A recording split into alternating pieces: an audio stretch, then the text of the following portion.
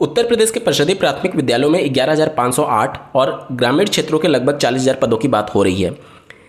TGT PGT को मिलाकर के लगभग 24 से 25,000 पदों की बात हो रही है।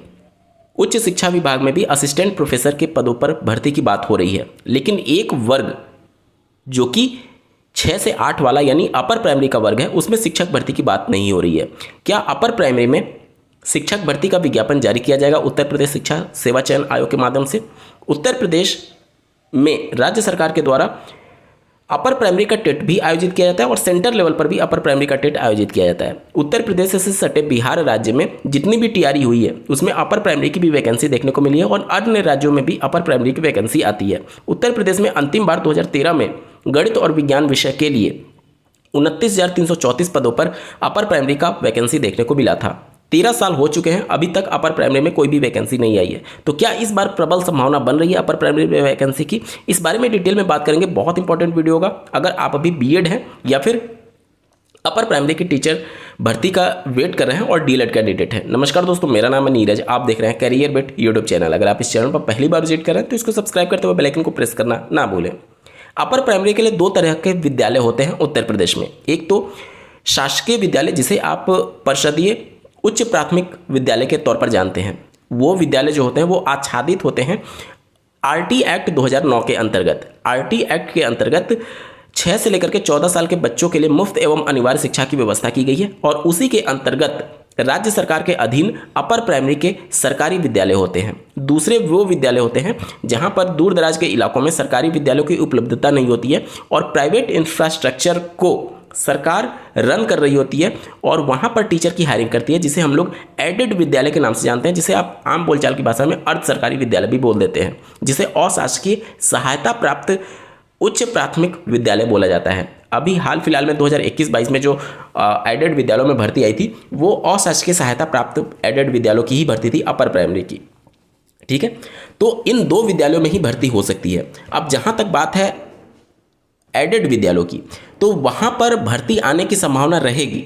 लेकिन पिछली जो भर्ती हुई थी 2021-22 वाली, उसमें जो पदों की संख्या थी उसमें रिजल्ट जारी होने के बाद से पदों की संख्या में भारी कटौती की गई। वो क्यों किया गया? वो इसलिए किया गया कि जब सीटों का पुनः क्रॉस वेरिफिकेशन किया गया तो जो सीटें रिक्त थी उनकी संख्या कम हो गई। अभी आप देखिए कि उस सीटों की संख्या में काफ़ी कमी देखने को मिली थी और अब इतनी जल्दी भर्ती पुनः उतनी सीटें खाली हो पाना या फिर भर्ती होना वो थोड़ा सा मुश्किल दिख रहा है। अपर प्राइमरी एडेड विद्यालय की मैं बात कर रहा हूँ, लेकिन ऐसा नहीं है कि भर्ती आएगी नहीं, भर्ती आने की प्रबल संभावना रहेगी। दूसरा, अगर हम लोग बात कर, ये एडेड विद्यालय की मैं बात कर रहा हूँ जो अशासकीय होता है, भले ही कम पदों पर हो लेकिन निश्चित तौर पर पद अगर खाली रहते हैं तो पद विज्ञापित किए जा सकते हैं। और अगर हम लोग बात करें शासकीय सहायता प्राप्त शासकीय विद्यालयों की, क्योंकि जो बल्क में वैकेंसी आती है वो एडेड विद्यालय में नहीं देखने को मिलेगी, क्योंकि एडेड विद्यालयों की संख्या कम है। उसकी तुलना में जो सरकारी विद्यालय हैं जो आरटी एक्ट से आच्छादित है, जो शासकीय विद्यालय हैं, उनकी संख्या हजारों में है और वहां पर भर्ती अगर आती है तो हजारों की संख्या में भर्ती आती है।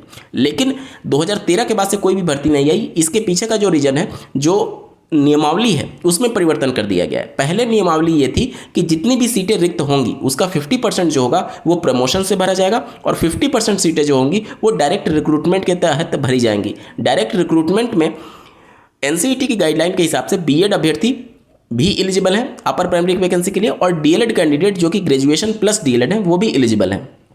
तो दोनों अभ्यर्थियों को यहाँ पर मौका मिलता है।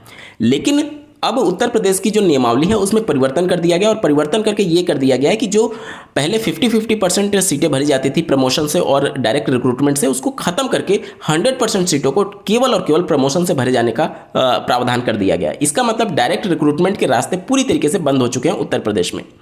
अब ये डिपेंड करेगा उत्तर प्रदेश के डीएलएड और बीएड कैंडिडेट के ऊपर कि क्या वो डायरेक्ट रिक्रूटमेंट के लिए सरकार तक अपनी मांगों को पहुंचा पाते हैं अथवा नहीं।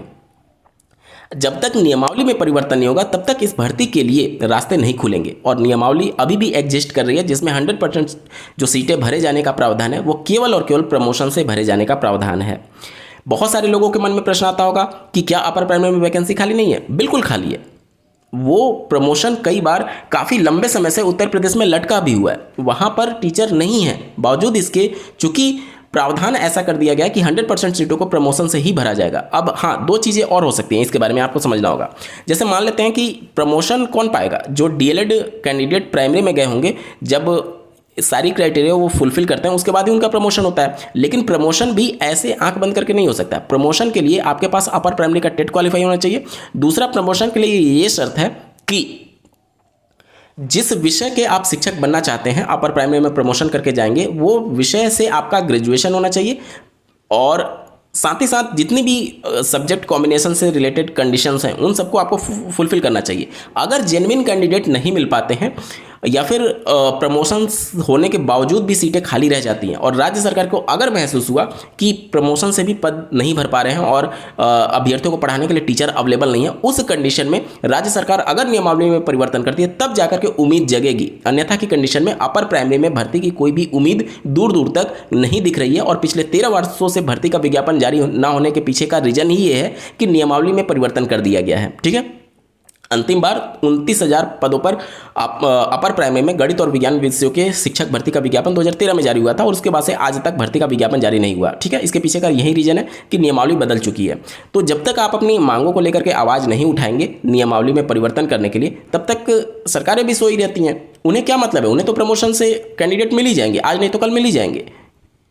तो जब तक उस नियमावली में परिवर्तन नहीं होगा तब तक भर्ती आने की संभावना नगण्य है। अपर प्राइमरी में बहुत सारे लोगों के मन में ये प्रश्न आता है, फिर अपर प्राइमरी का टेट क्यों कंडक्ट कराया जा रहा है? अपर प्राइमरी का टेट अगर कंडक्ट नहीं होगा तो प्रमोशन कैसे मिलेगा? क्योंकि प्रमोशन में अपर प्राइमरी का टेट कंपलसरी है, इस वजह से अपर प्राइमरी का टेट कंडक्ट कराया जा रहा है। ठीक है, और अगर भर्ती चाहिए तो आपकी मांगें जो है वो सरकार तक पहुंचानी होंगी, तभी भर्ती के रास्ते खुलेंगे। अन्यथा की कंडीशन में अपर प्राइमरी की भर्ती दूर दूर तक कहीं पर भी इसका नामो निशान नहीं है। मैं शासकीय की बात कर रहा हूँ। हाँ, अशासकीय की अगर बात करें एडेड विद्यालयों में तो उसके रास्ते खुले हुए हैं, उसके लिए भर्ती का विज्ञापन जारी हो सकता है। लेकिन भर्ती का विज्ञापन इतने ज़्यादा पदों पर नहीं होगा कि जितने भी बीएड कैंडिडेट हैं या फिर डीएलएड जो ग्रेजुएशन प्लस डीएलएड है उनका भला हो पाए, क्योंकि अशासकीय सहायता प्राप्त में उतने ज़्यादा विद्यालय नहीं होते हैं। लास्ट वैकेंसी जो 2021-22 में आई थी, आप लोग देख लीजिए कितने पदों पर आई थी और उसके बाद से पदों की संख्या कितनी कम कर दी गई लास्ट में जाते जाते। तो ये सारी चीज़ें हो रही होंगी। ठीक है, तो इसके अनुरूप ही अपने आप को ढालना होगा और अपने